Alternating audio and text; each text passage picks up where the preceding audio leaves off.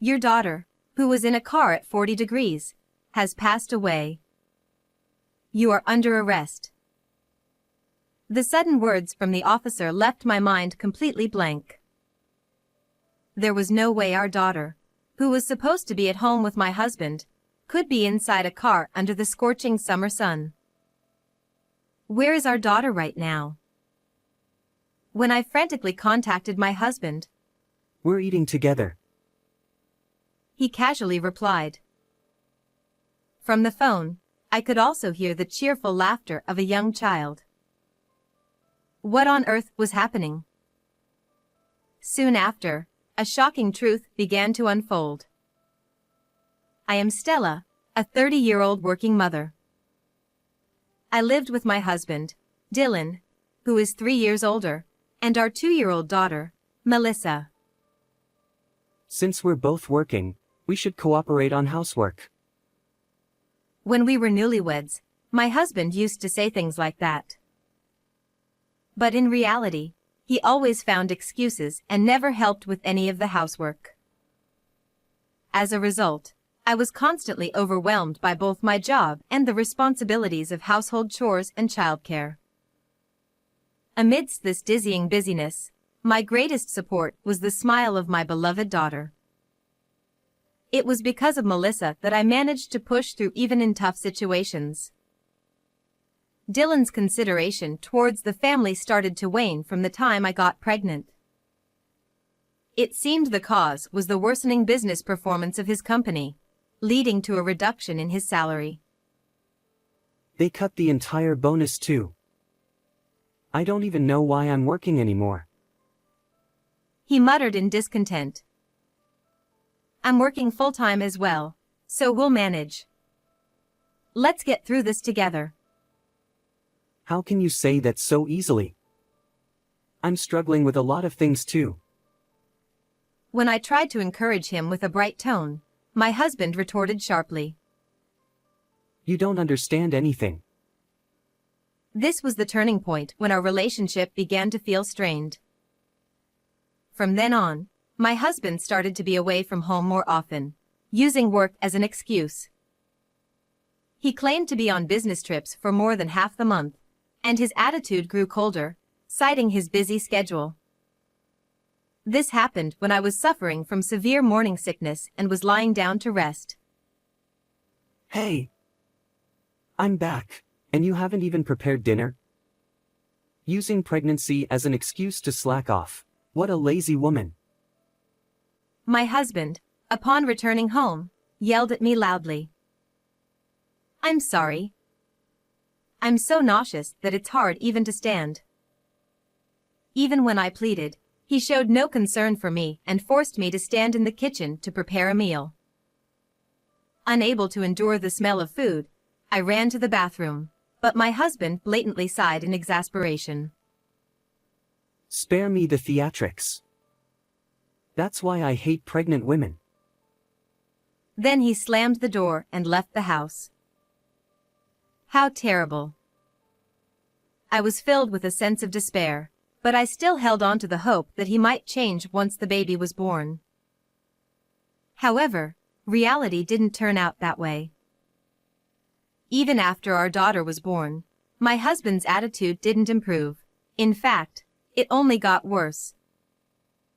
It was when Melissa had just turned 1 and was becoming more active. Our daughter accidentally spilled a glass of water she was drinking, and some of it splashed on Dylan, who was nearby.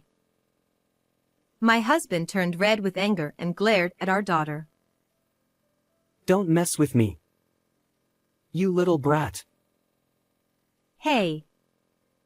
Don't shout at her like that.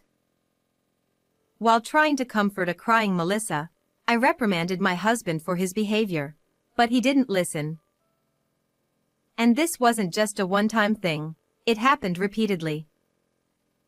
The thought of divorce crossed my mind, but I felt that I couldn't take a father away from our daughter just because of my feelings, so I held on somehow. But a few days after our daughter's 2nd birthday, something happened. It was a day off, but I received an urgent call from work in the morning, informing me of a problem, so I had to go in unexpectedly. I asked my mother if she could take care of Melissa, but she said she had plans and couldn't. Feeling helpless, Dylan surprisingly offered to help. I'm free all day today, so I'll take care of her. You'd better hurry, or you'll be late. Thank you. I'll try to get back as soon as possible. Please take care of her. I expressed my gratitude to my husband and quickly got ready and headed to work. As the noon chime rang, I finished my work and hurried through the ticket gate at the station nearest to our home, wiping the sweat off my forehead with a handkerchief. Stepping outside, the relentless sun was beating down on the asphalt.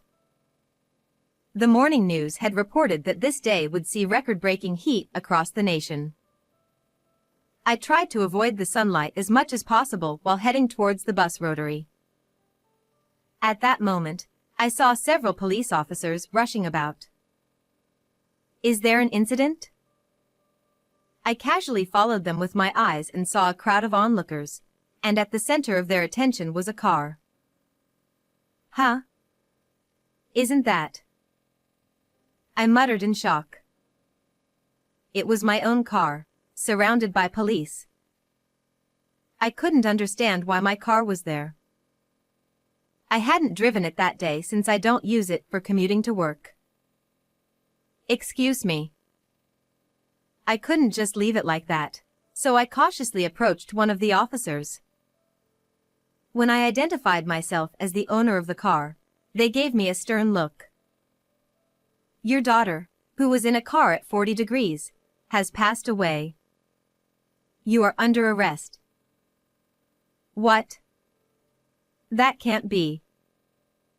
The sudden words from the officer left my mind completely blank.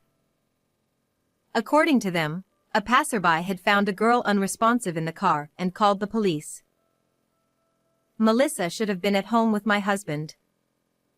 This couldn't be happening. But the child found in the car had already been taken to the hospital, and I couldn't even see her face. I told the officer I needed to check something and frantically contacted Dylan. Where is our daughter right now? Why are you asking all of a sudden? We're eating together. He casually replied. Moreover, I could hear the cheerful laughter of a young child in the background. What was going on?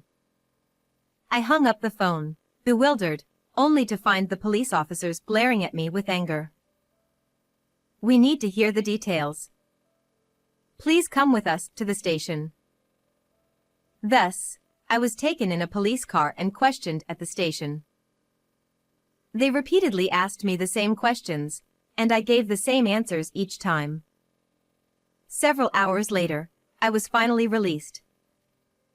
I decided to rush to the hospital they had mentioned. By the time I arrived at the hospital, the sun had set, and I was guided to a room where I found Melissa lying on a bed. But I was too late. My daughter had fallen into a deep sleep. When I left the house that morning, I never imagined something like this would happen. Melissa. Why did she have to go through something so terrible? As I cried, clinging to her, I vowed to uncover the truth and drag the person responsible for this into hell. A few hours later, I returned home alone. Dylan had gone out somewhere, and the house was dark. When I turned on the light in the living room, I noticed my husband's notebook and work documents scattered carelessly on the table. As I gathered them up to put them away, I accidentally dropped the notebook, and it fell open on the floor. Oh no. When I reached out to pick it up, I saw something shocking written on the open page. No way. I went to Dylan's study and checked his laptop, and discovered something even more surprising. The content was so far removed from reality that I felt my love for my husband drop to freezing point. So that's what it was. Resolving myself, I decided to make a certain phone call. Dylan returned home the next evening. He seemed in an unusually good mood, humming a tune as he placed the keys to my car on the living room table. I stepped out slowly from the shadows, watching him with cold eyes. Stella. What are you doing here? You were supposed to be arrested. My husband's body jolted, and he raised his voice in shock when he saw me. I picked up the car keys and, without hesitation, confronted him. So it was you after all. I thought something was wrong when I couldn't find the keys anywhere. No, I just accidentally took them by mistake. Why did you leave Melissa in my car and disappear? Perhaps sensing my growing anger, Dylan took a half step back. What are you talking about? I don't know anything. There's only one key, so how else could the car have been moved to the station? Only you could have done it. That's... My husband faltered, looking down, but I didn't stop my pursuit. At that moment, I felt an overwhelming surge of anger rising within me. The temperature inside the car exceeded 40 degrees in that scorching heat. How could you do something so cruel, putting her to sleep with medicine and locking her inside like that? In fact, the examination revealed that Melissa had traces of sleeping pills in her system. I tearfully confronted Dylan about this, but he just flashed a sly grin. I told you, it's not my fault. She just disappeared on her own. That's impossible. How could a 2-year-old get into the car by herself and drive to the station? Does he not realize how absurd he sounds? When I presented something to him, he clearly showed signs of distress. Why do you have that? What I held in my hand was his pay stub, which had been tucked into his notebook, along with a photo of a young woman holding a child about the same age as our daughter. When I suddenly showed these to him, he looked flustered, and beads of sweat appeared on his face. What's this all about? You said your salary had drastically decreased and that your bonus had been cut, but you've been getting paid properly just like before. No, that's not. And her name is Demi, isn't it? You're such a scumbag, cheating while your wife was pregnant. Is this child your secret kid? As I questioned him calmly, Dylan became increasingly flustered. Confess everything. I already know it all.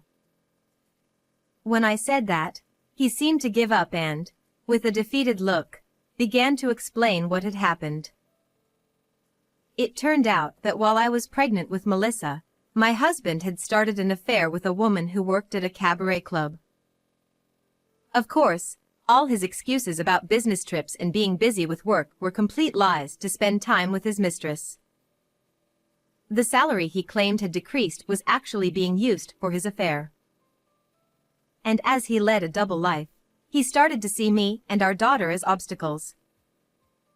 Dylan was scheming about how to get rid of both of us simultaneously, planning the timing and method. That's when he saw the news about a child who had died after being left in a car on a scorching summer day. He then thought of leaving our daughter in my car on a hot day, planning to pin the blame on me. When you suddenly said you had to go to work, I thought my luck had finally turned. Don't joke around. Because of your selfish actions, Melissa. Humph. Well, I didn't expect you to be released, but I'm going to start a new life with Demi, so let's just get divorced. My husband said this with no remorse, as if it was nothing. Do you have any idea how much that child suffered? I'll never forgive you. It's over. Melissa's no longer in this world. He sneered at my words, laughing triumphantly in a vulgar manner. But that brat was unlucky, wasn't she? If she hadn't been born as your child, she could have lived longer. Demi's child is adorable, you know. After all, her mother is in a whole different league. At that moment, I heard the sound of the front door opening. Dylan, looking puzzled, turned his gaze toward the door and, in utter shock, gasped. I called her. The person who entered the room was Demi, my husband's mistress. The child she was holding was peacefully asleep in her arms. Dylan, seemingly confused, became restless and started pacing around the room. The truth was, on the previous day, I had discovered explicit exchanges with her on my husband's laptop in his study. I also found a business card for the cabaret club where Demi worked in one of the drawers, with her phone number written on it. I had secretly contacted her to hear her side of the story. Dylan had lied to Demi, claiming he was single, and they had been dating. When she found out he had a wife and child and had left Melissa in the car to meet her, Demi was shocked and furious. As a mother of a child the same age, she couldn't forgive such an act. The child's voice I heard in the background when I called Dylan before being taken to the police belonged to Demi's child. I know I can't be forgiven just by saying I didn't know, but I'm truly sorry. She looked me in the eye and sincerely apologized again. Dylan, witnessing this, became increasingly uncomfortable, shifting uneasily and darting his eyes around. And how is your daughter? Fortunately, she's made it through and is able to talk now. My mother is with her at the hospital.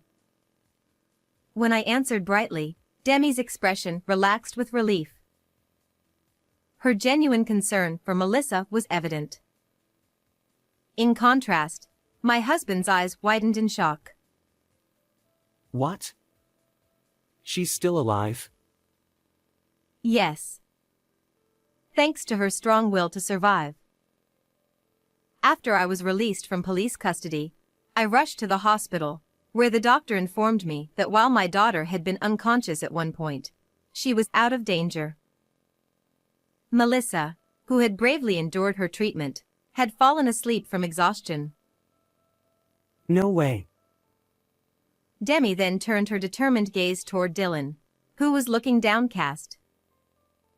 When I reached out to my estranged parents, they scolded me, telling me to come home right away.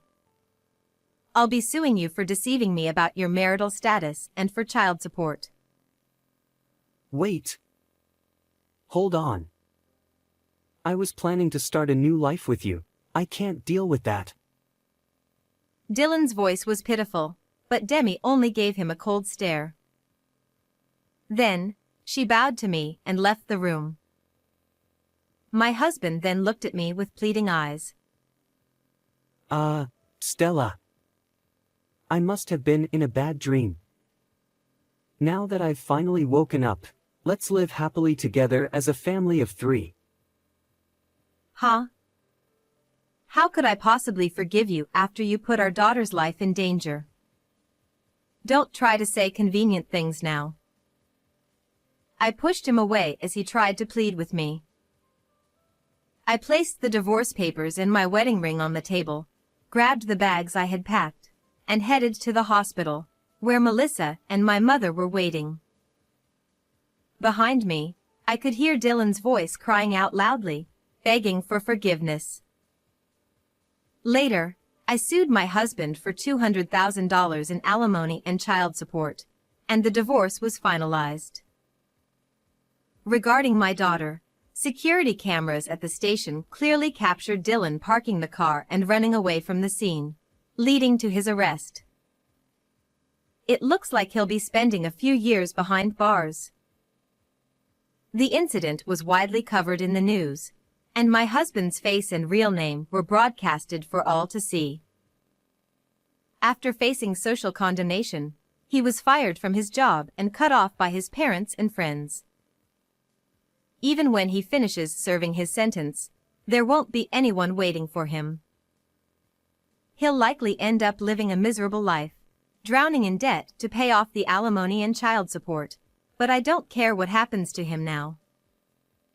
As for me, I've returned to my parents' home, and with their help, I'm doing my best to balance work and raising my child. Every day, Melissa's adorable smile gives me the strength I need. It's my motivation, and I want to become a strong mother for her so we can have a happy future.